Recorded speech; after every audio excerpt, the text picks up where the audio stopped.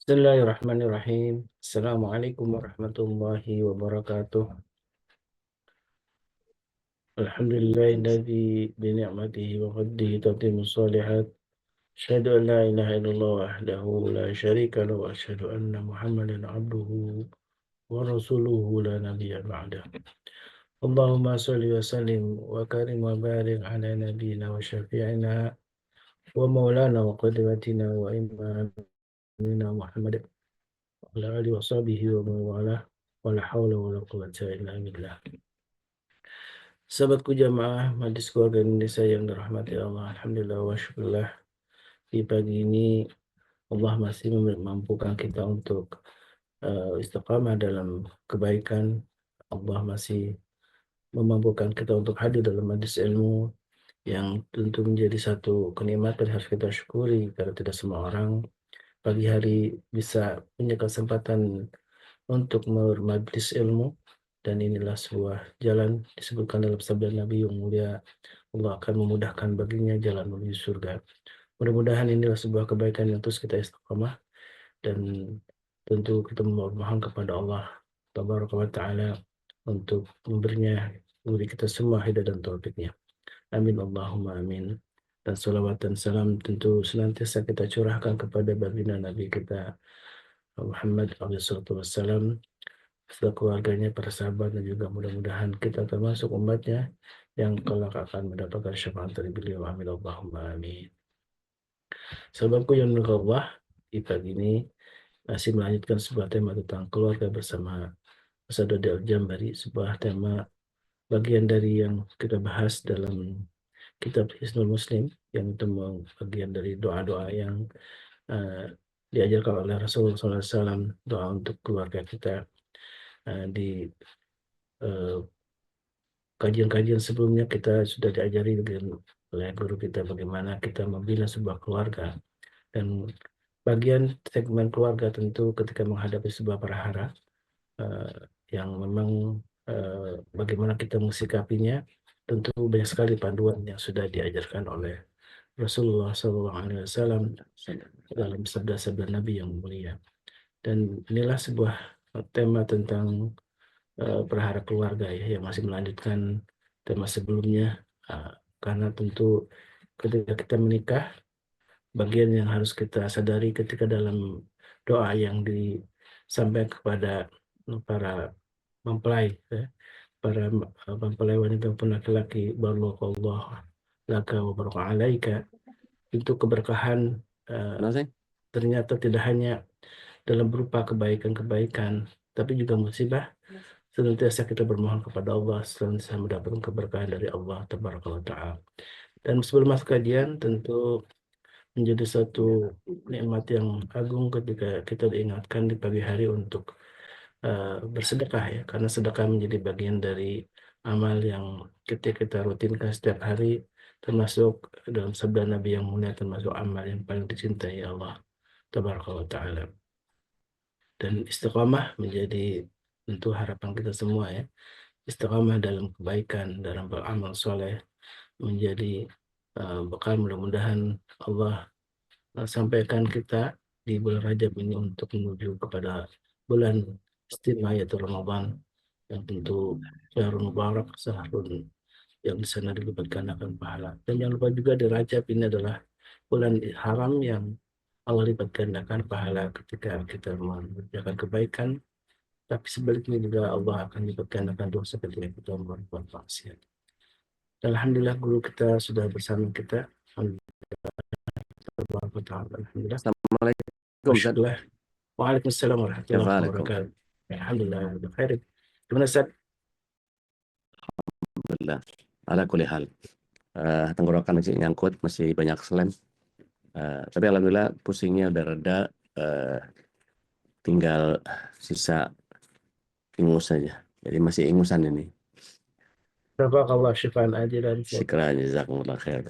Baik, Ustaz, kita masih melanjutkan ya tentang bagian tentang perhara gitu ya. Masih terlalu banyak Ustaz, urusan kita di permasalahan yang nggak akan pernah selesai ini. Karena cita-citanya iblis itu kan kalau dalam visi misinya dia benar-benar akan melakukan pelencengan terhadap jalan yang lurus itu. Jadi kita udah 17 kali minta sama Allah ihdinas siratal mustaqim, tapi iblis ini sudah punya visi misi bahwa la aqadara lahum siratal mustaqim.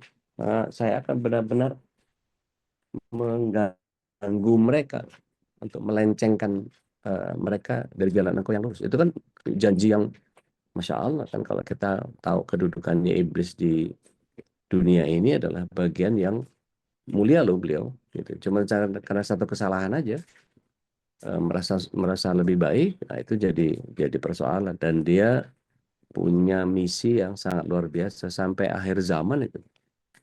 Makanya kalau kita nggak punya trik dan tips dari Rasulullah SAW berikut para sahabatnya, bil khusus kita berawal dari Al-Quran, maka kesulitan kita. Bawah, Ustaz, ya. Dan usia yang panjang lah yang membuat iblis beserta pasukannya itu lebih lihai ketimbang kita ya, Ustaz, ya. Sahih, sahih. Pasukannya itu, Anda pernah ini, Set, ngeruqyah jinnya dari Mongol, Oh, usianya 5.000 tahun. Ternyata dikirim dari rapal-rapalnya dukun yang pakai itu wafak-wafak, apa namanya, wafak-wafak pengasihan gitu. Jadi itu sampai dijedotin ke kamar mandi kepalanya, Set. Dan itu benar-benar wow, luar biasa. Dan kasus-kasus yang saya tangani cukup ekstrim juga gitu. Padahal nggak kepengen ketemu yang begitu gitu kan. Kalau ngeruqyah tuh ya yang biasa aja lah gitu. Udah dibacain selesai buyar, bubar gitu. Ini enggak. Macam-macam ekstrim. Jadi apa? Nanti ngobrol sama Ustaz Hasan Bisri lah. Kita lebih lebih dalam itu. Kok bisa kayak begitu ya? baik, Ustaz. Kita mulai, kita sama-sama Insya Allah. beriman kalau Allah, kita Tayyib. simak sebuah kajian kembali tentang tema bagaimana kita menghadapi sebuah prahara dalam rumah tangga. Betul. Tayyib. Quran jazakumullahu khair. Wa ta'ala Allah fi kulli hayantukum insyaallah. Amin. Bismillah, salatu wassalamu ala rasulillah. Assalamualaikum warahmatullahi ta'ala wabarakatuh. Waalaikumsalam Waalaikumsalam warahmatullahi warahmatullahi wabarakatuh. wabarakatuh. Innal hamdalillah, innal hamdalillah nahmaduhu wa nasta'inuhu wa nastaghfiruh wa na'udzu billahi min syururi anfusina wa nahtadih wa min sayyiati a'malina may yahdihillahu fala mudilla lahu wa may yudlil falan tajida lahu waliyyan mursyida. Asyhadu an la ilaha illallah wahdahu la syarika lah, asyhadu anna Muhammadan abduhu wa rasuluhu la nabiyya wa rasuluhu ba'da. Allahumma salli wa sallim wa barik ala nabiyyina Muhammadin wa ala alihi wa sahbihi wa mawala wa la hawla wa la quwata illa billah, amma ba'd. Bapak Ibu yang dirahmati Allah SWT, calon penghuni surga semuanya, kebersyukuran adalah sebuah keniscayaan yang tidak akan pernah kita lewatkan dalam kehidupan kita. Sekecil apapun Allah berikan kenikmatan kepada kita. Hatta itu adalah sebuah prahara atau sebuah musibah yang ketika kita tidak mampu melihatnya dengan kepekaan hati, sangat boleh jadi itu adalah bagian yang Allah SWT ingin hadirkan kepada kita sebagai sebuah latihan mental. Untuk orang-orang yang tidak pernah melibatkan Allah, ini menjadi kesulitan tertinggi. Karena dia akan berusaha bagaimana caranya, akalnya berusaha untuk menghitung secara kalkulatif apa untungnya mempertahankan pernikahan, apa ruginya saya kalau meninggalkan dia dan anak-anak dan seterusnya. Itu bagian yang seringkali kita temui di luaran sana.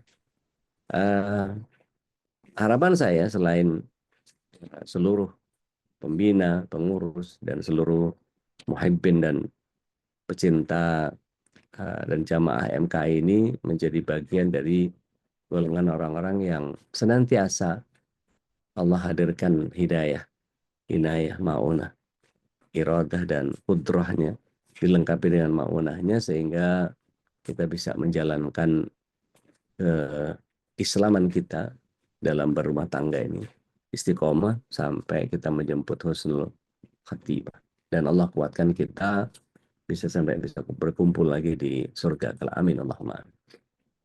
Eh, ada beberapa kasus yang perlu kita pahami bahwa nggak tahu ya, saya berkesimpulan begini. Ketika Allah Subhanahu wa taala menetapkan satu ketetapan, sebetulnya Allah sangat paham tentang perilaku kita. Jadi ketika misalnya Allah menyebut kepada kita, ya ayyuhalladzina amanu dzkurullaha dzikran katsira.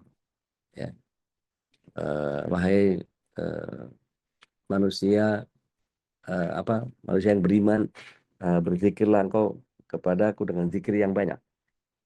Itu ada makna di balik itu yang kalau dalam kaidah mafhum mukhalafah itu difahami sebagai ini banyak loh orang yang nggak berzikir kepada Allah. Makanya sampai Allah SWT memerintahkan itu. Jadi ketika kita diperintahkan jangan dekati zina, berarti banyak orang yang mendekati zina.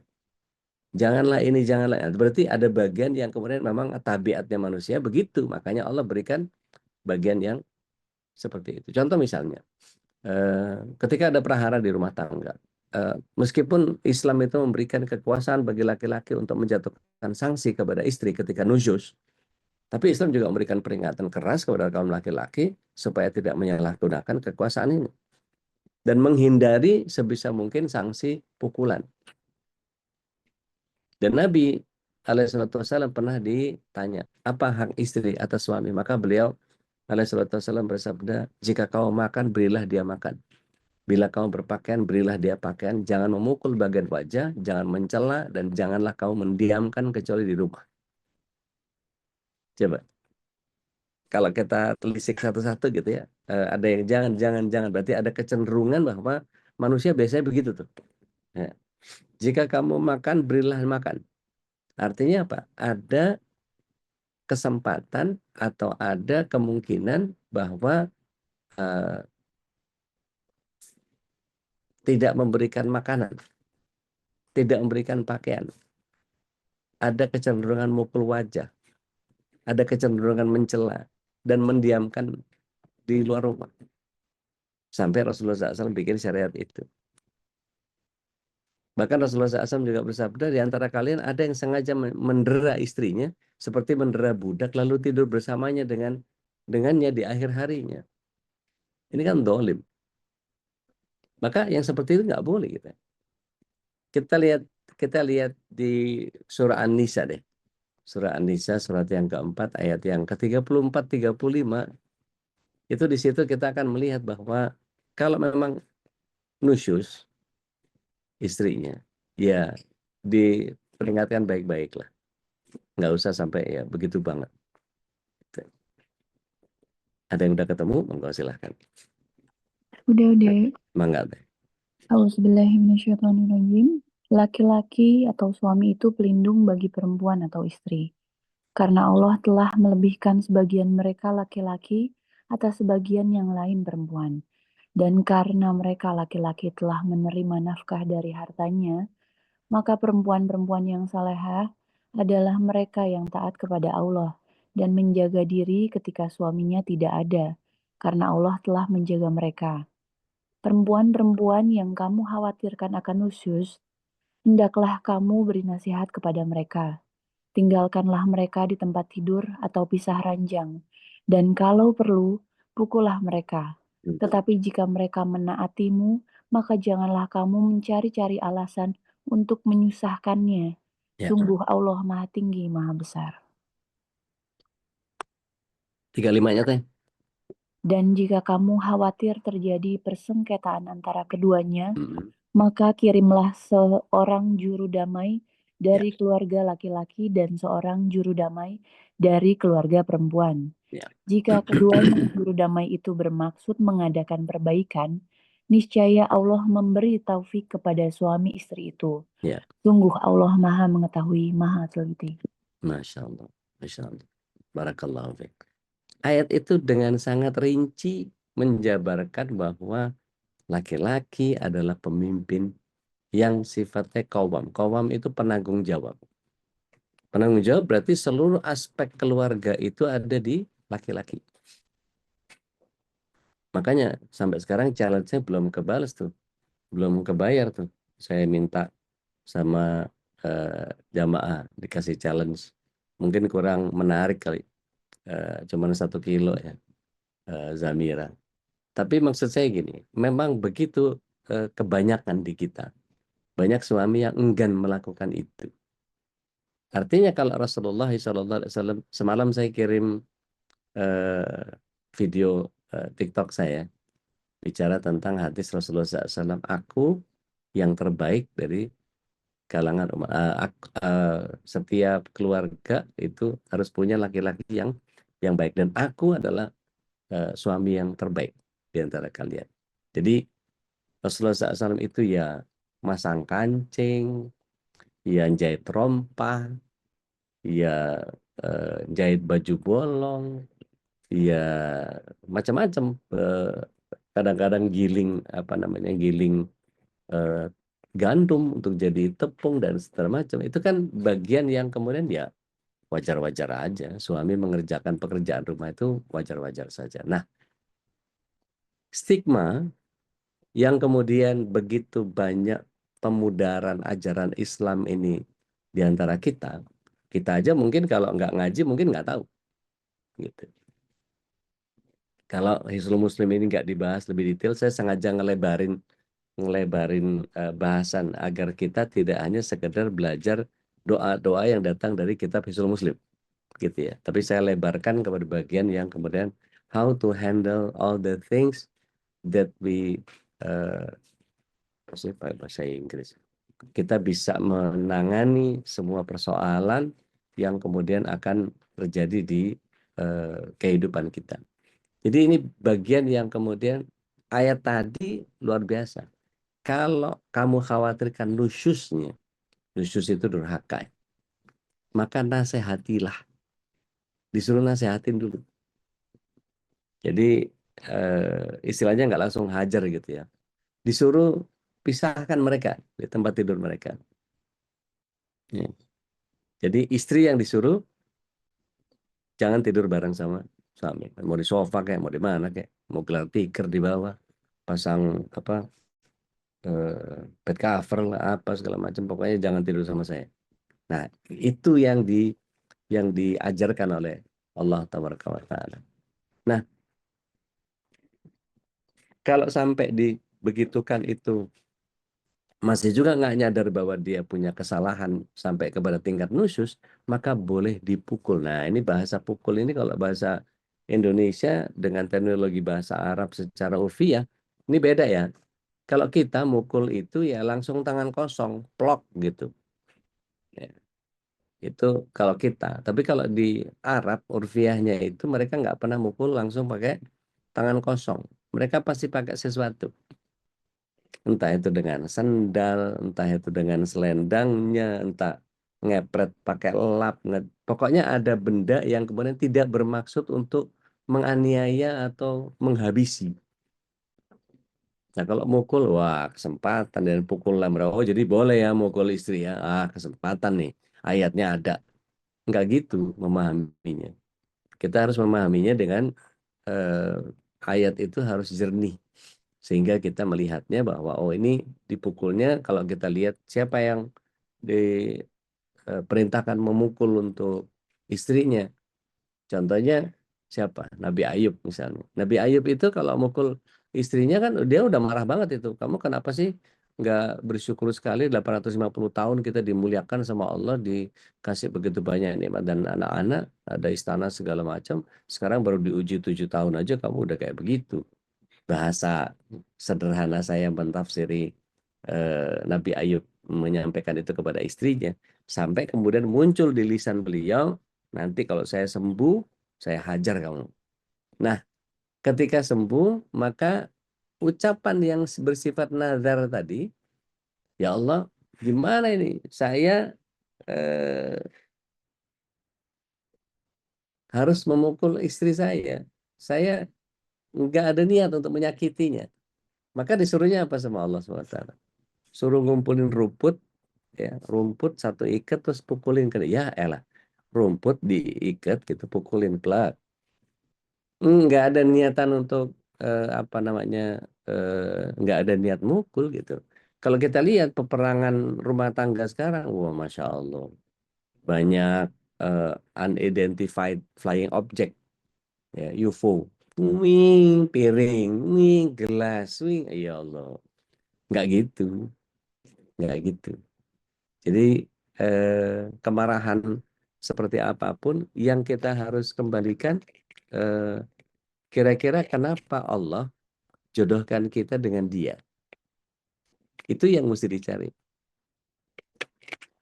Kita harus akui kalau itu sebagai sebuah kebodohan, kalau itu sebagai sebuah kekeliruan, sebagai sebuah ketololan, ini adalah kesalahan, kekeliruan, ketololan saya. Ya, saya tidak memeriksa lebih detail tentang pasangan saya. Mungkin kita terbuai dengan penampilannya, ya. Mungkin kita terbuai dengan mulut manisnya dan seterusnya.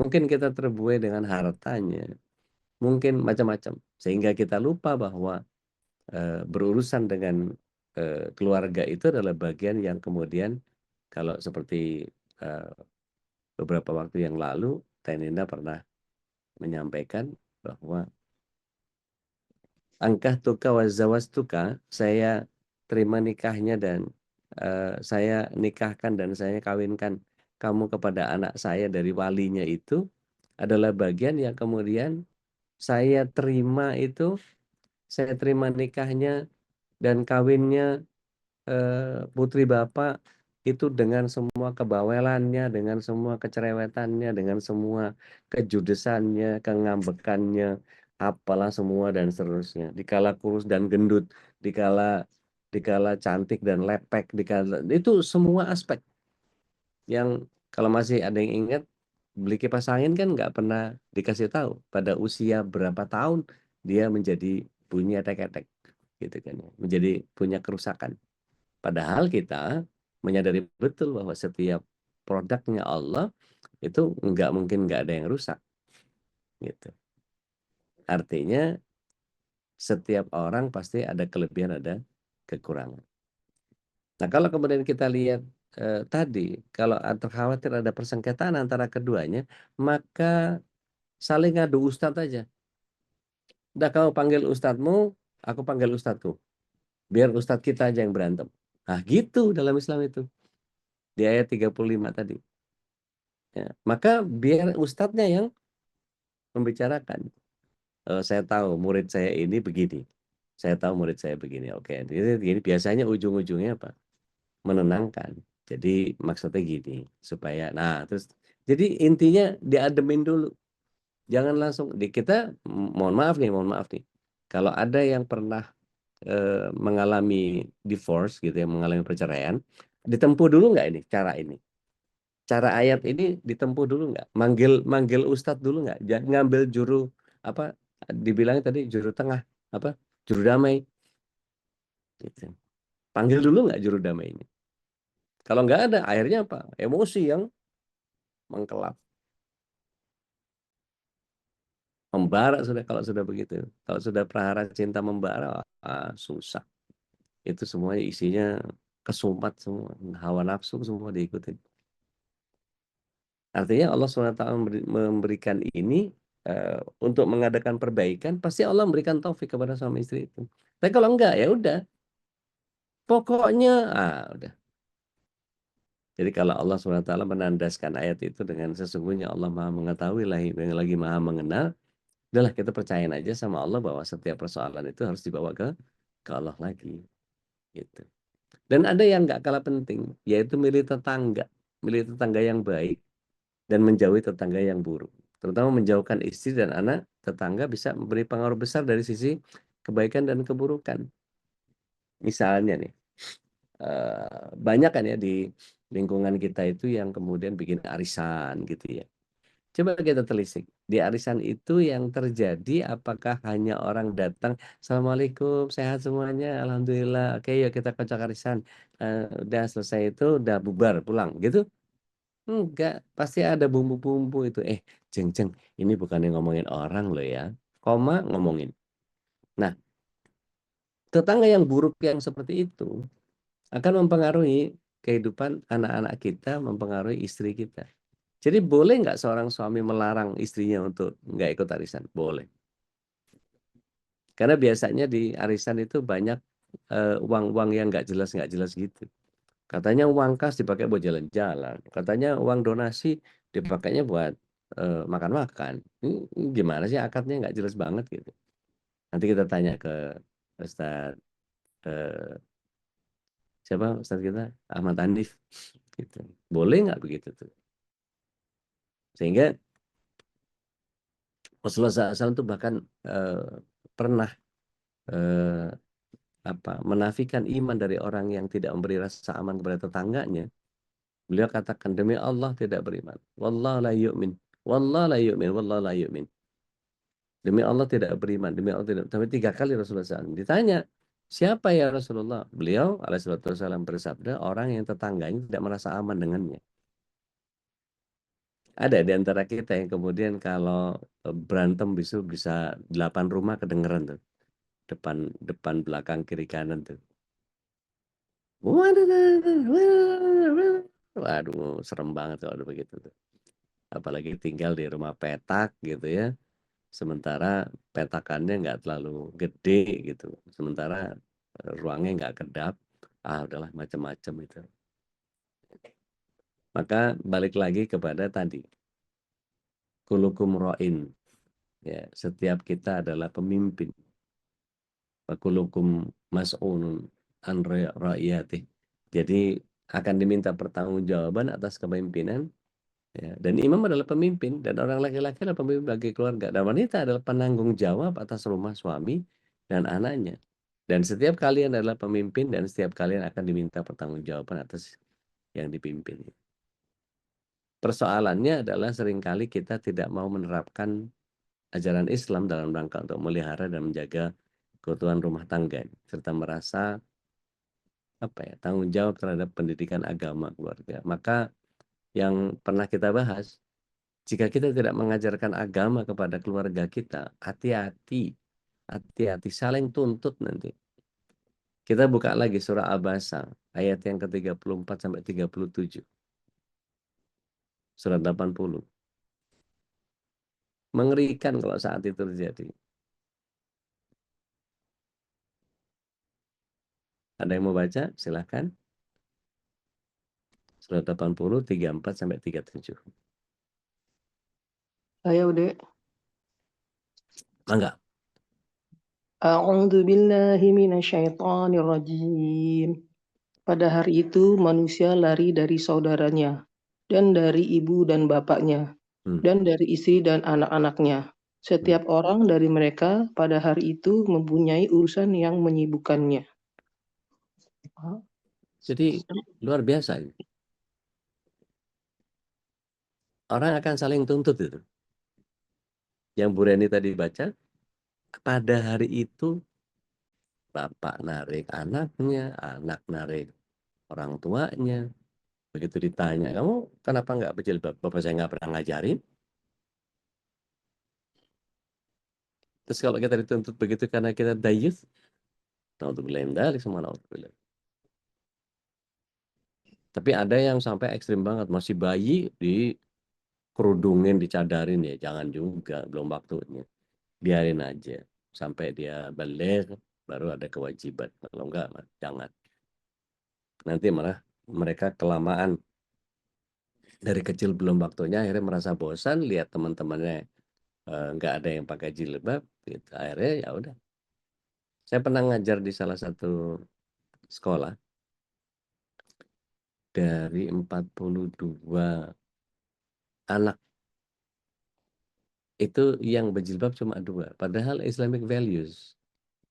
Kan sedih banget ya, sedih banget. Dan saya betul-betul sampaikan ayat-ayat tentang nggak berjilbab itu dicemplungin ke neraka dan segala macam, biar betul-betul merasa tertampar. Dan betul ada resistensi dari mereka. Dan itu luar biasa. Jadi buat saya kesulitan tertingginya adalah bapak ibunya tidak pernah mengajarkan agama. Terus anak-anaknya menjalankan kehidupannya tanpa agama. Dan itu ya salam. Kalau saya ingat masa itu ya salam. Itu dari itu bahkan sampai ada yang duduk di depannya Ustadz, mereka pakai baju V-neck, nggak pakai jilbab, pakai V-neck, nubra. Itu kan ya salam. Ini Ustadz manusia juga gitu, yang apa istilahnya? Nggak dilihat itu kelihatan gitu ya, tapi dilihat jadi mudarat gitu. Itu jadi bagian yang, hah, jadi puyang sendiri gitu. Gitu. Nah, kalau kemudian tadi Bu Reni baca anak ada yang nuntut kakaknya, bapak ke ibunya, saudaranya, sahabatnya, Masya Allah. Kalau saling tuntut itu jadi muflis gitu, jadi orang yang merugi. Dan ini bagian yang kemudian setiap kita harus masuk ke dalam pemahaman tentang bagaimana Allah SWT mengatur itu semua. Termasuk langkah menghidupkan sunnah sahabat dan salafus soleh, orang tua hendak melamar pemuda yang soleh untuk putrinya dan membantu meringankan beban biaya pernikahan. Itu juga bagian yang mesti punya ancang-ancang kita. Anak saya akan saya carikan eh, calon suami yang seperti apa. Maka Umar bin Khattab radhiyallahu an, beliau bilang begini, saya datang kepada Utsman bin Affan untuk menawarkan Hafsah.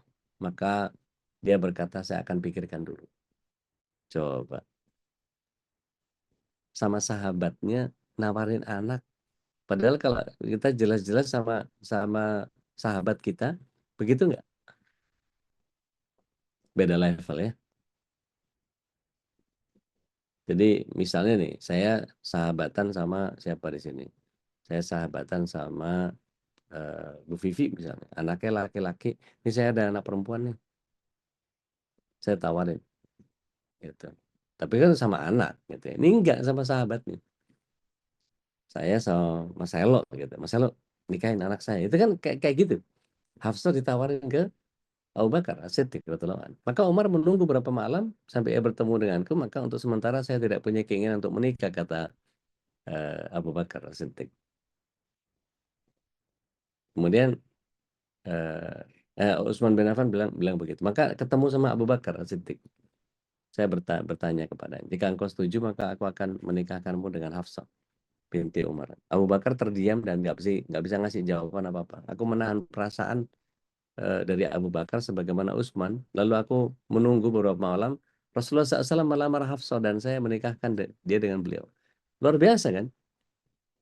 Hafsah umur berapa, Rasulullah SAW umur berapa, kan gitu. Kalau kita mikirnya udah, wah, udah macam-macam. Lalu ketika ketemu sama Abu Bakar dan berkata, barangkali kamu kecewa denganku ketika engkau menawarkan Hafsah kepadaku, tapi aku tidak memberikan jawaban apapun. Umar mengatakan, iya. Abu Bakar bilang, bukan saya tidak mau menanggapi tawaranmu, tapi saya tahu bahwa Rasulullah SAW pernah menyebutnya dan aku tidak mau menyebarkan rahasia Rasulullah SAW. Seandainya Rasulullah SAW tidak menikahinya, maka aku akan menerima tawaranmu itu. Luar biasa ya. Jadi punya circle orang soleh itu menenangkan hati. Ada hal lagi yang kemudian seorang istri itu wajib bersikap baik dan menaruh kasih sayang kepada keluarganya dan kerabat suaminya. Karena demikian itu bagian dari berbuat baik kepada suaminya. Sehingga kecintaan suami kepadanya makin dalam. Ini cerita ya, seorang istrinya kawan Ustadz. Dia itu begitu datang suaminya, diambil tasnya, dibukain bajunya, diambil, disampirin, dibuka sepatunya, dibuka kaos kakinya, langsung diambilin makanan, dan sebelum nyampe itu ditelepon dulu mau dimasakin apa, mau dibikinin apa, mau disiapin minum apa. Masya Allah, masih ada ya perempuan kayak begitu, ada, masih ada, dan itu boleh ditanyakan kepada para suami, senang nggak digituin, full service begitu. eh ada kisah-kisah yang bagaimana seorang istri memuliakan suami itu menjadi sangat luar biasa. Bahkan eh, ketika seorang istri ada yang sampai nggak bisa tidur, dipegang tangan suaminya, aku minta maaf kalau hari ini aku tidak bisa melayanimu dengan seperti yang kau inginkan. Jika engkau ridho, maka itulah kepuasanku. Tapi jika tidak, kau boleh memukulku. Disiapin tongkat kecil. Allah. Nggak ada tuh perempuan model kayak begitu sekarang. Malah banyak perempuan yang mendominasi. Habis suaminya nggak punya inisiatif. Akhirnya bahkan dalam keadaan ritual yang paling sakral sekalipun, umroh bareng, haji bareng, yang ada suami ditinggal-tinggal mulu. Yang ada padahal kalau kita lihat antrian makan gitu ya, kita ambil 2 piring, yang satu buat pasangan kita, itu so sweet banget itu. Jadi kalau apalagi kemudian kalau saya pernah perhatikan itu ada beberapa keluarga yang masya Allah. Jadi omongan apa itu, ngambil satu makan berdua dan nggak pernah berubah.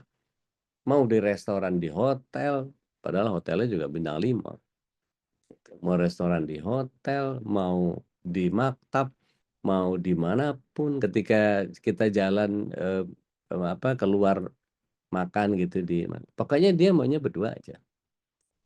Dan itu kadang-kadang saling suap menyuap gitu. Itu jadi bikin so sweet gitu kan. Jadi orang kan ya lebay banget sih gitu. Padahal ya emang seharusnya begitu. Minum aja diminum. Rasulullah SAW kan, mana yang bekasmu tadi? Oh yang ini. Diputer sampai dapat bekasnya Ibunda Aisyah. Jadi kita, Masya Allah. Banyak orang yang ambil sedotannya aja, sedotannya digunting. Saking nggak maunya bekas pasangannya. Padahal, ya Allah. Jadi kemesraan, kebahagiaan, dan ketenangan hidup istri itu bersama suami, ini mahal. Dan tidak ada yang bisa menandinginya. Walaupun dengan orang tua dan keluarga. Karena dengan modal itu segala problem kejiwaan dan gangguan mental seperti kesepian akibat jauh dari keluarga bisa terobati. Dan tidak sepantasnya seorang gadis menolak lamaran laki-laki yang sesuai dan cocok baik dari sisi agama, akhlak, dan tabiat. Saya cuma saran aja ya kepada para istri ketika mau berhubungan badan gitu. Itu jangan selalu nunggu, selalu pasif. Mulai aja nggak apa-apa. Gitu. Dan yang sifatnya eksploratif seizin beliau, gitu. Ngobrol. Aku lebih suka ini, aku lebih nyaman gini. Nggak apa-apa. Toh obrolan itu nggak akan sampai ke siapapun gitu. Kalau keluarga sedang ada prahara, biasanya sesuatu yang biasa itu bisa menjadi pecah perang itu. Misalnya apa? Telepon. Ini jadi sebab segala bentuk kehancuran dan musibah rumah tangga. Karena membawa hanyut wanita pelan-pelan dalam kerusakan dan fitnah, sampai dia berani keluar rumah sesuka hati, tanpa ada yang mengawasi dan memantau, dan tanpa ditemani mahram ketika ke pasar atau ke rumah sakit atau yang lain gitu ya. Sampai timbul berbagai musibah dan bencana yang menimpa manusia baik laki-laki dan perempuan. Ini hati-hati. Tapi suami harus bersikap wajar dalam mengawasi istri dan selalu ngambil jalan tengah antara memata-matai dan bersikap was-was, dan antara sikap lalai dan cemburu buta. Ini yang sering tuh gini. Ada SMS masuk ke teleponnya Ustadz. Seorang yang pasang profilnya cantik banget. Terus tiba-tiba dia ngasih tahu, Assalamualaikum Ustadz. Apakah Ustadz berkenan mengisi hati ini? Itu langsung istrinya yang baca, pas suaminya lagi di kamar mandi. Istrinya yang baca, hah? Mengisi hati ini apa-apaan ini? Suaminya keluar dari kamar mandi, semprot langsung, apa-apaan ini? Aduh, wah perame tuh. Padahal ustadznya nggak tahu juga gitu. Begitu lihat, apa ini? Mbak, maksudnya gimana ini? Afwan Ustadz, typo, maksudnya ngisi hari ini. Alah, itu kan, iya kan T sama R kan jejer tuh. Jadi kepencetnya T gitu. Jadi bisakah mengisi hati ini? Alah, itu kan, waduh, kacau. Dan itu kalau kemudian tidak disikapi dengan kebijakan yang mumpuni, kedewasaan hati yang luar biasa, maka sulit buat kita untuk tidak melibatkan agama di dalam urusan ini. Jadi kalau ada seorang suami nih pengen punya istri yang berakhlak mulia, mungkin saya tahu nih ada beberapa yang jomblo lillah nih, ya.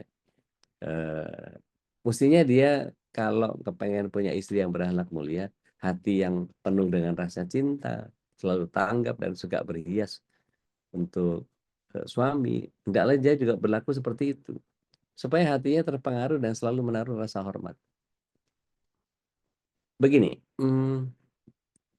ada bagian yang kita harus pahami bahwa istri itu senang dipuji, meskipun lebay. Gitu. Contoh misalnya, suami nunggu istrinya ngurus anak, padahal waktunya udah mepet untuk kita pergi ke mana, misalnya ke kondangan mungkin gitu. Karena ribet sama anak, waktunya udah mepet, akhirnya istrinya udah siap-siap, ini pasti bapakmu marah ini ngurus kamu aja nih. Apalah, belum makan, belum mandi, belum apa, ganti baju, ini segala macam ini. Kita masuk ke dalam, suaminya udah lama banget sih, mukanya tuh menandakan itu, lama banget sih. Istrinya udah langsung pasang tameng, defense mekanismenya udah nyala duluan. Begitu masuk, tutup pintu, jelek, grek, grek, grek, grek, grek, grek, grek, grek. Ini aku lama ngurus anak loh ya, sampai nggak sempet dandan. Itu kalau suami yang tanggap, itu langsung nggak dandan, nggak sempet dandan, tapi masih cantik kok. Wah, itu langsung dia, langsung bubar itu, langsung sepanjang jalan itu pasti apa namanya kegeeran lah apa segala macam dan seterusnya. Sehingga kata-kata manis yang sifatnya mujamalah seperti itu seringkali meluluhkan begitu banyak orang. Saya pernah bawa jamaah private.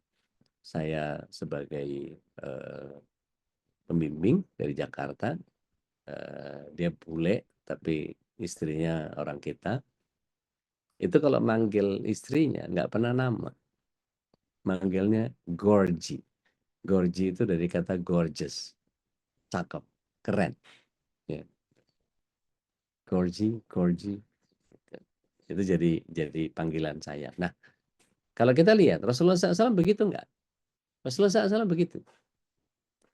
Tidak ada apa namanya, Rasulullah SAW manggil istrinya khat gitu, jah gitu, enggak pernah. Rasulullah SAW manggil Ibunda Khadijah itu dengan ya Habibullah. Padahal yang Habibullah siapa? Beliau alaihissalatu wassalam. Kalau kepada Ibunda Aisyah, ya Humairah, wah yang pipinya kemerahan. Jadi ada sebutan-sebutan sayang, gitu.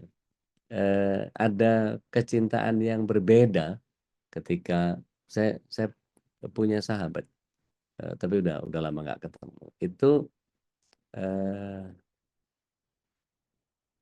kalau ngomongin I love you gitu, itu disingkat sama dia, alapu. Gitu. Nanti pasangannya jawab ala putu gitu. Kita dari awal tuh apaan sih ala putu. Oh maksudnya itu I love you too gitu. Tapi dibikin so imut anak-anak begitu. Dan itu fun. Dan itu bagian yang kemudian biasa aja. Mungkin sebagian kita merasa bahwa udah tua ngapain sih udah gitu. Enggak. Itu bagian dari ketika kita melakukan mujamalah.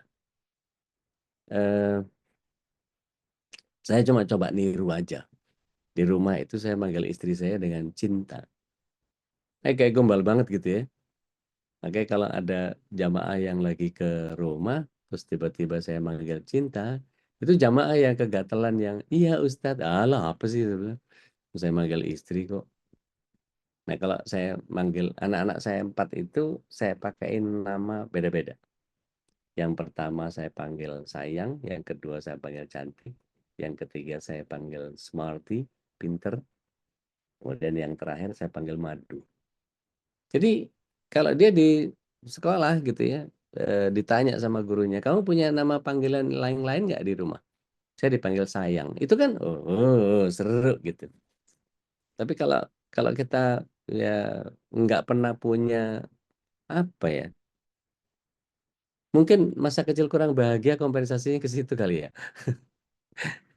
Tapi maksud saya gini, untuk menghadapi prahara-prahara cinta yang membara itu, kita mesti lihat kepada bagian yang kita tahu bahwa bagi orang yang hendak menikah itu mesti hati-hati dalam cari jodoh kan. Sehingga dia menemukan calon yang benar-benar bagus sesuai dengan harapannya. Sehingga mampu mewujudkan kehidupan damai, bahagia, dan tentram. Jangan terdesak dengan umur saya udah berapa ini. Kalau sampai kemudian salah satu pihak timbul kebencian, maka tidak akan cepat menjatuhkan vonis talak. Karena di balik kekurangan itu insya Allah ada kelebihan. Dan Rasulullah SAW menyatakan bahwa jangan seorang mukmin membenci seorang mukminah, sebab ketika dia benci kepada salah satu perangainya, maka akan rela dengan akhlak yang lain atau yang senada dengan itu, disampaikan Rasulullah SAW. Makanya dikatakan sebelum menikah hendaknya melihat kepada wanita yang dilamarnya, nadhor ya. Karena ini sebagai jembatan dan sarana menumbuhkan rasa cinta dan kasih sayang dengan orang yang belum dikenal. Mughirah bin Syu'bah itu beliau meminang salah seorang wanita, maka Rasulullah SAW bersabda kepadanya, "Andarta ilaiha, sudah kau melihatnya?" La, dijawab enggak. Maka Rasulullah SAW, "Undur ilaiha, lihat kepadanya. Karena itu akan membuat kekal di antara kamu berdua." Jadi hadis yang diriwayatkan At-Tirmidzi ini menjadi bagian yang kemudian kita harus bersikap dada untuk menerima kekurangan dan kelemahan masing-masing dan berusaha untuk menumbuhkan rasa kasih sayang dan sikap pemaaf. Balik lagi, contoh yang Rasulullah SAW hadirkan, apakah Rasulullah SAW pernikahannya aman-aman saja tanpa berantem? Nggak ada pecah piring? Enggak. Berantem, pecah piring. Bahkan sampai ada yang diceraikan sama Rasulullah SAW. Gitu. Dan Rasulullah SAW adalah sosok yang kemudian di dalam masa kenabiannya beliau belajar bagian yang ditegur, kesalahan yang dimaksumkan oleh Allah Taala. Itu mestinya jadi pelajaran buat kita juga kan. Jadi tumbuhkan rasa kasih saya, sikap pemaaf, dan semua pihak yang dimintain maaf, hendaklah juga memberikan maaf supaya hati itu kembali bercahaya dan bersih dari jengkel, kesal, dan dengki tadi. Karena setan nungguin banget itu. Udah tahu kan ya bagaimana iblis punya apa istilahnya, punya singgasana ya di atas lautan. Lalu dia mengutus bala tentaranya ke seluruh penjuru dunia. Yang paling besar fitnahnya kepada manusia, maka dialah yang paling dekat kedudukannya dengan iblis. Jadi ketika setan datang menemui iblis untuk menyampaikan bahwa apa saja yang baru dia lakukan, ya, saya menggoda si fulan untuk menggodanya sampai melakukan banyak dosa. Maka iblis, demi Allah kamu belum ngapa-ngapain. Datang lagi tentara iblis menyampaikan bahwa dia membuat pasangan suami istri bercerai. Ini dia, saya tidak meninggalkan pasangan suami istri kecuali telah aku pisahkan mereka, kata setan itu. Maka mendengar itu iblis di statement itu diungkapkan bahwa kamu sebaik-baik tentara. Maka setan meletakkan bom waktu dalam rumah tangga. Itu klimaksnya berpisahnya suami dan istri. Maka mestinya kita menyadari untuk berhati-hati dengan hasutan setan itu. Berapa banyak laki-laki yang kemudian ketika berantem sama istrinya, gua ceraiin juga nih, nyebelin, gua tinggal juga nih, apa gua gini aja. Itu kemelut pikiran dalam pertikaian itu membuat dia kalau nggak belajar agama, waduh, kacau. Maka cara yang paling ampuh untuk tidak terpengaruh dengan hasutan setan itu membekali ilmu agama dan mendalaminya terus sebagai referensi dalam berumah tangga. Nah, kalau pagi ini ada suami istri yang mendengarkan ini, alhamdulillah. kencengin supaya mereka juga ngedengerin juga gitu. Atau syukur-syukur kalau kemudian suami istri sama anaknya sekalian gitu ya, sekalian itu bisa dengerin satu-satu. Pokoknya tiap pagi nge-zoom deh bareng MKI, kencengin, mungkin sambil ngapain kayak gitu. Artinya setiap pasangan suami istri itu harus terus memperdalam ilmu agama, bukan bermalas-malasan menghadiri majelis ilmu. Jadi kalau Anda punya keresahan, datangi majelis ilmu. Udahlah, itu kunci. Maka saya agak terkejut ketika ada keluarga yang tidak pernah majelis taklim. Are you kidding me? Gimana ente bisa menyelesaikan persoalan ente kalau kemudian ente nggak pernah tahu bagaimana berurusan dengan agama ini? Maka saya sering nulis, perempuan kalau nggak belajar agama, dia akan merusak suaminya, merusak anak-anaknya, dan merusak orang-orang lain. Dan itu apa namanya? Pernikahan kan bukan seharusnya pengen memperoleh kepuasan dari pasangan kita, karena setiap pasangan pasti punya kekurangan. Mencari kepuasan di balik makhluk itu sesuatu yang mustahil. Imam Syafi'i menyatakan ridwan nas fi kulli syai'in qarrul ghayatu wa la tudrak. Mencari keridhaan semua orang di dunia ini mustahil. Maka meniatkan pernikahan untuk ibadah itu siap dengan berbagai kekurangan pasangan. Maka tidak ada satupun yang bisa berlapang dada menerima kekurangan pasangan kecuali dia hanya mengharapkan sesuatu yang lebih besar dari ridha Allah. Maka kalau urusannya ridha Allah selesai sudah. Para ulama menyampaikan ada 3 ayat yang harus jadi pegangan buat kita. Kalau kita mengamalkan 3 ayat ini tidak akan berkutik seluruh perangkap setan. Yang pertama, lihat surat Al-Baqarah ayat yang ke-237. Yuk, cepet-cepetan yuk. Fastabiqul khairat, siapa mau baca terjemahannya mangga. Silahkan, langsung aja open mic.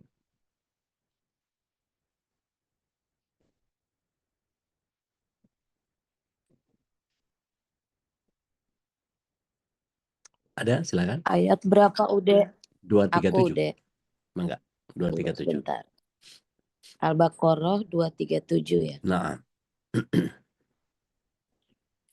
A'udzubillahi minasyaitonirrajim.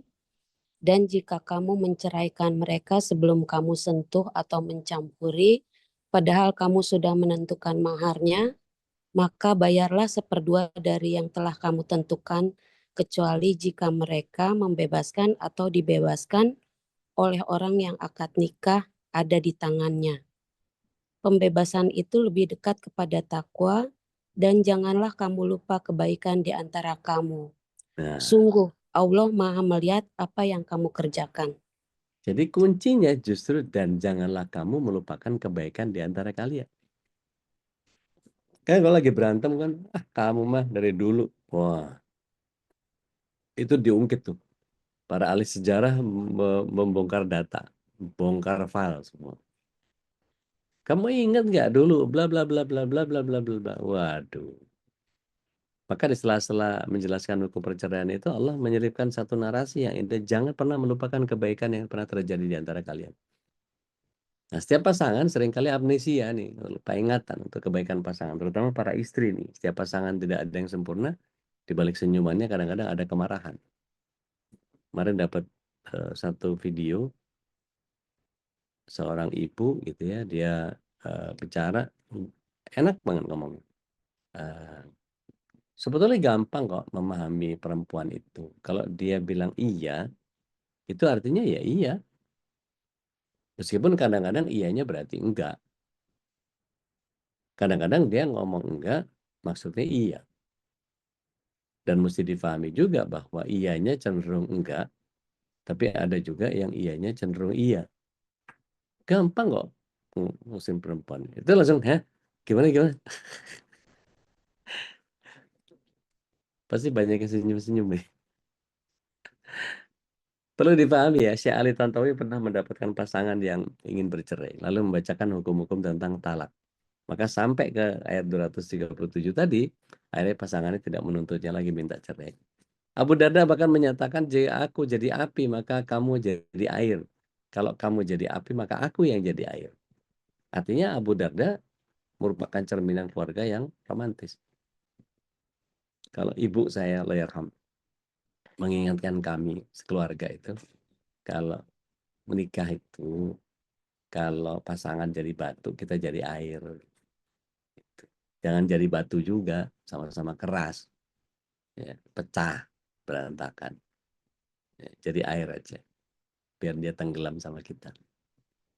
Nah, ayat yang kedua, kita mundur kira-kira 100 ayat, di 187-nya.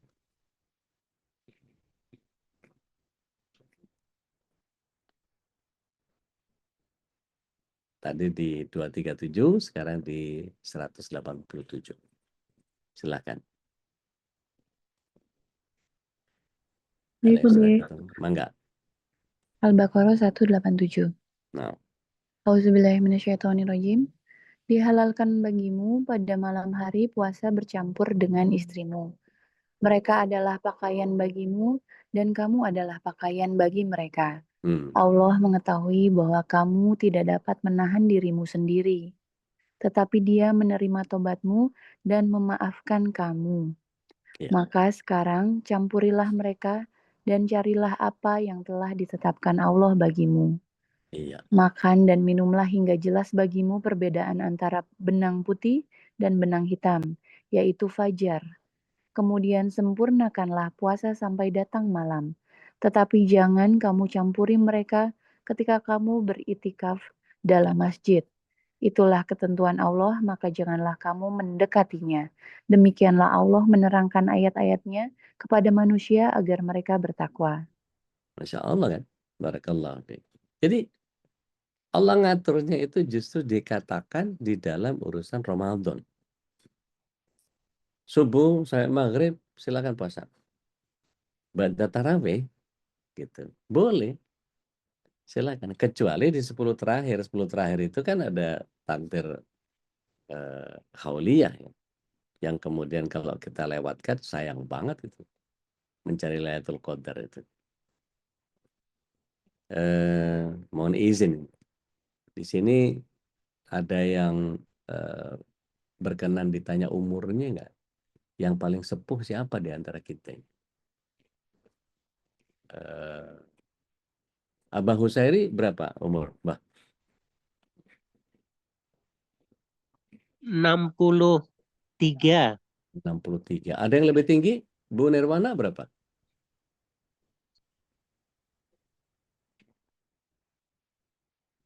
Ada yang lebih tinggi? Siapa lagi? Oke, anggap aja Pak Husairi yang paling tinggi lah ya, gitu ya, 63. Kalau ditanya nih, Abah Husairi dari 63 tahun ibadah, oh Mbak Eni Reviulis 64, Masya Allah, beda setahun. Jadi kalau saya tanya nih, Pak Husairi sama Bu Eni, dari 60 tahun lebih itu beribadah, kira-kira yang tidak ada cacatnya berapa lama ibadahnya? Nggak tahu. Nggak bisa jawab pasti. Nggak bisa jawab, Nggak Ustaz. bisa jawab pasti. Karena kita nggak pernah ngerasa, kayaknya cacat semua deh. Gitu. Betul. Yang masih muda-muda deh. Yang baru 30-an, 40-an, kira-kira dari sekian banyak ibadah, berapa banyak yang nggak ada cacatnya? Oh, cacat Nggak semua. tahu deh. Cacat semua. Banyak. Nah, ketika kita memahami bahwa Lailatul Qadar itu jadi ajang untuk kita bisa mendapatkan Lailatul Qadar itu kan 1000 bulan ya.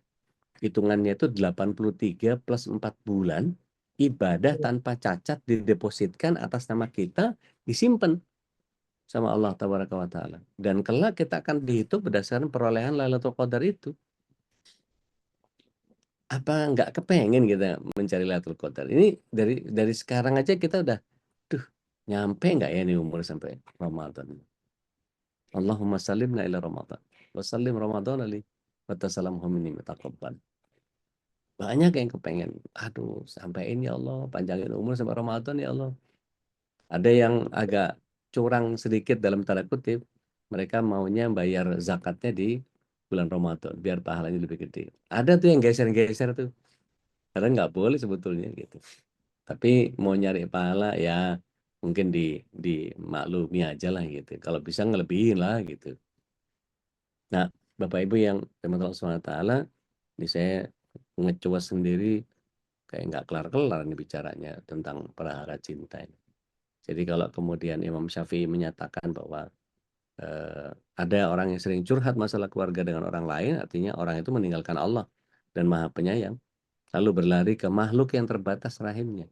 Oke, ayat yang ketiga, penutup. An-Nisa yang ke-19. Ada yang berkenan untuk baca?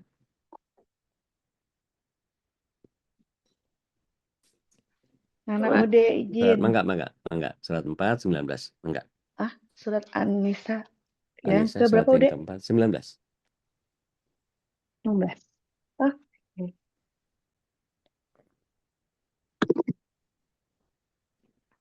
Ah, jam berapa berangkatnya? Ayo silakan. Ya Ude. Ya, silakan. A'udzubillahi minasyaitonirrajim.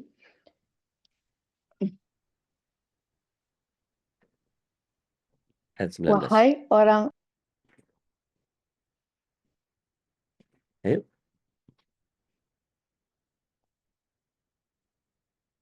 Nah. Halo. Putus ya? Ada yang boleh menggali? Ustaz. Boleh, Enggak, Ude.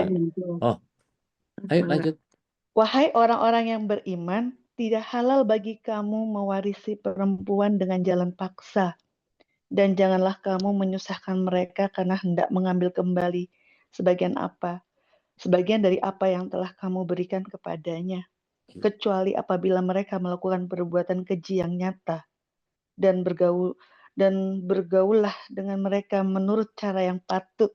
Ya. Jika kamu tidak menyukai mereka, maka bersabarlah, Nah, karena boleh jadi kamu tidak menyukai sesuatu pada Allah menjadikan kebaikan yang banyak padanya. nah, itu yang penting tuh. Kemudian bila kamu tidak menyukai mereka, maka bersabar.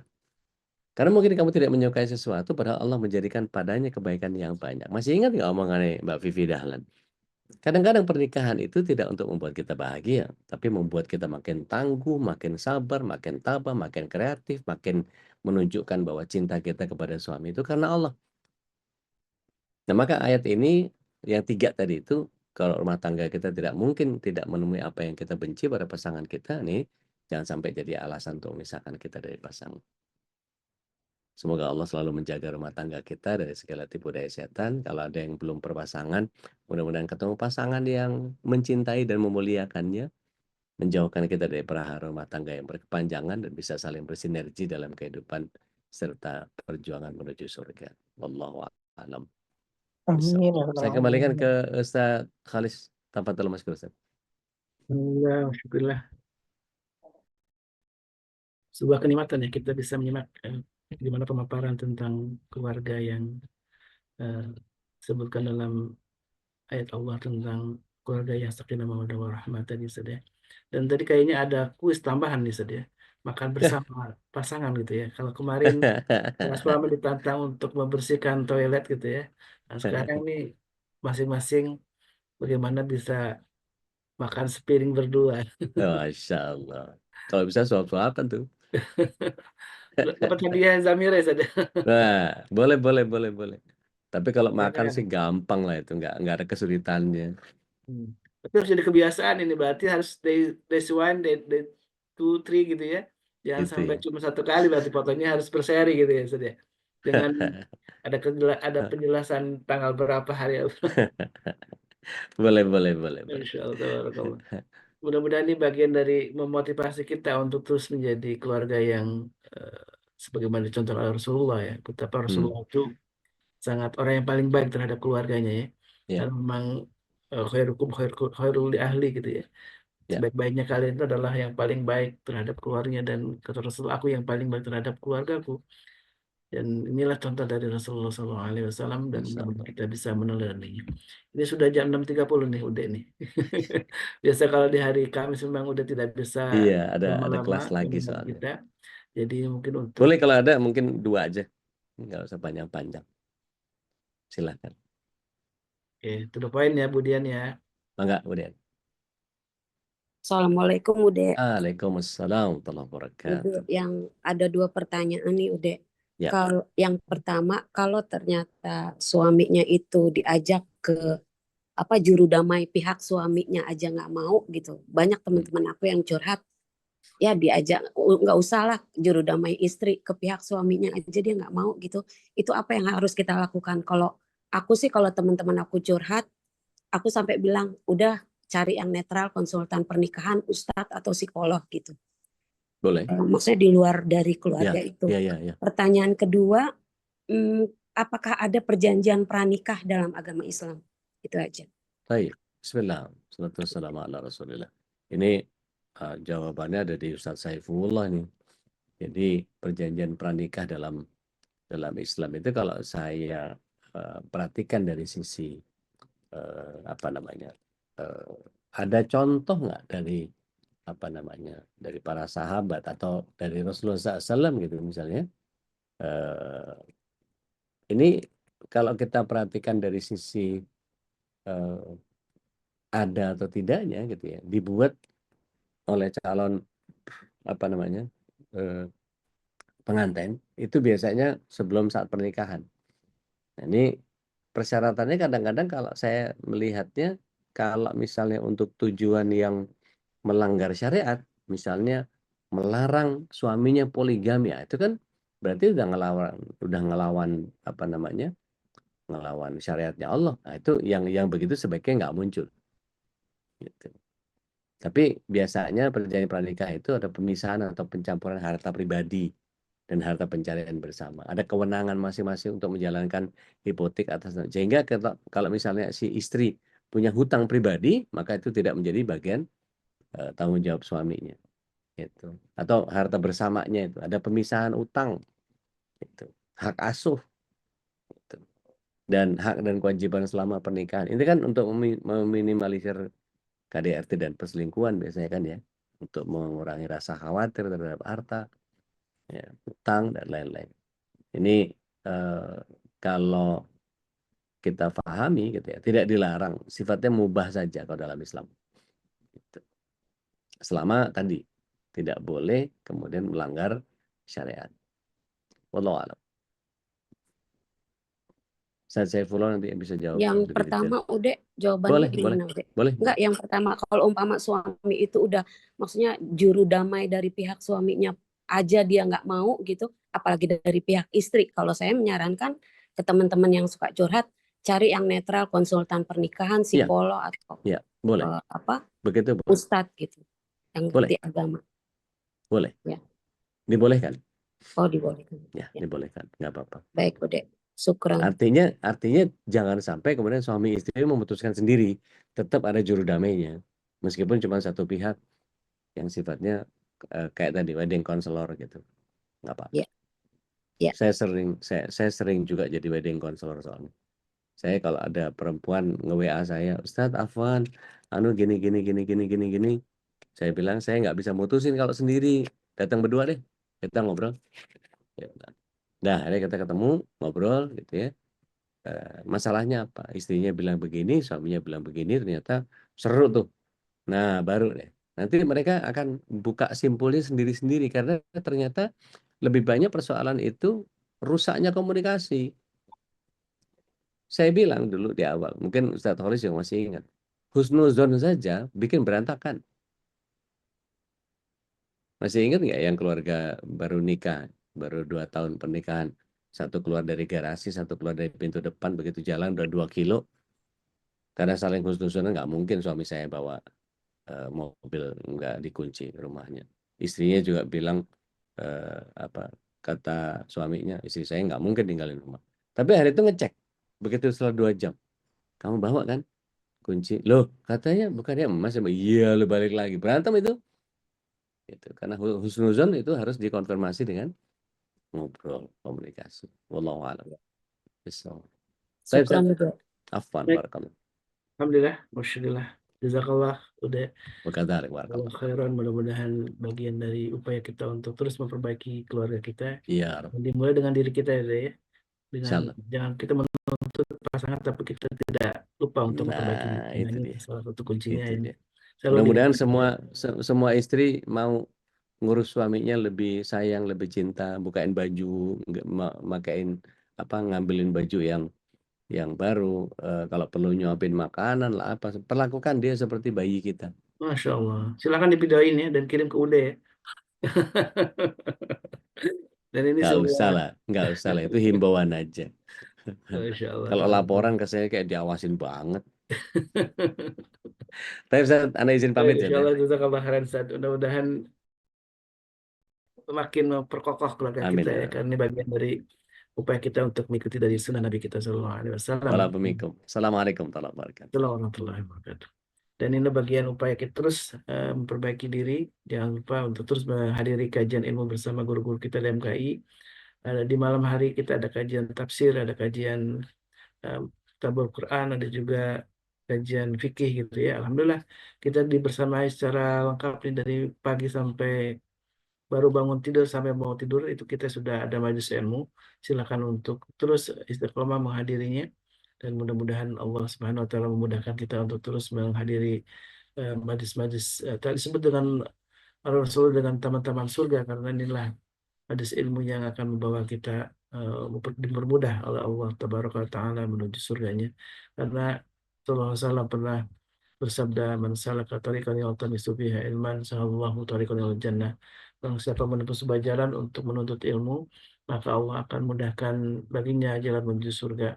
Dan menuntut ilmu adalah bagian dari syariat, termasuk fardu ain ya, kewajiban pribadi untuk mengenal syariat yang telah Allah tetapkan dan Rasulnya tetapkan. Mudah-mudahan termasuk kita yang istiqamah untuk hadir di majelis ilmu, dan mari ajak juga saudara-saudara kita, tetangga kita, dan juga teman-teman kita untuk hadir dalam majelis ilmu. Mudah-mudahan MKI semakin memberikan manfaat untuk umat, dan doakan juga kami para pengurus untuk istiqamah dalam jalan dakwah ini. Dan kami ucapkan jazakumullah khairan kepada semua jamaah yang mengamanahkan hartanya kepada kami untuk dikelola di jalan dakwah ini. Sebagian kita akan salurkan untuk saudara kita di Gaza, juga akan kita manfaatkan untuk mendukung program-program MKI. Salah satunya ada khitan gratis setiap bulan, juga ada rumah tahfidz yang juga kita dukung, ada rumah tahfidz Bapak Haikal Hasan, ada juga rumah tahfidz Tuan Guru Suparman, dan juga kita rutin juga untuk terus membuat sebuah program yang mudah-mudahan bermanfaat untuk kita semua. Mari kita tutup dengan doa kafatul majlis. Subhanakallahumma wa bihamdika asyhadu an la ilaha illa anta astaghfiruka wa atubu ilaik. Assalamualaikum warahmatullahi wabarakatuh. Waalaikumsalam warahmatullahi wabarakatuh. Allahumma arhamna bil Qur'an waj'alhu lana imaman wa nuran wa hudan wa rahmah. Allahumma zakkirna minhu ma nasina وعلمنا منه ما جهلنا وارزقنا تلاوته آناء الليل وأطراف النهار واجعله لنا حجة يا رب العالمين.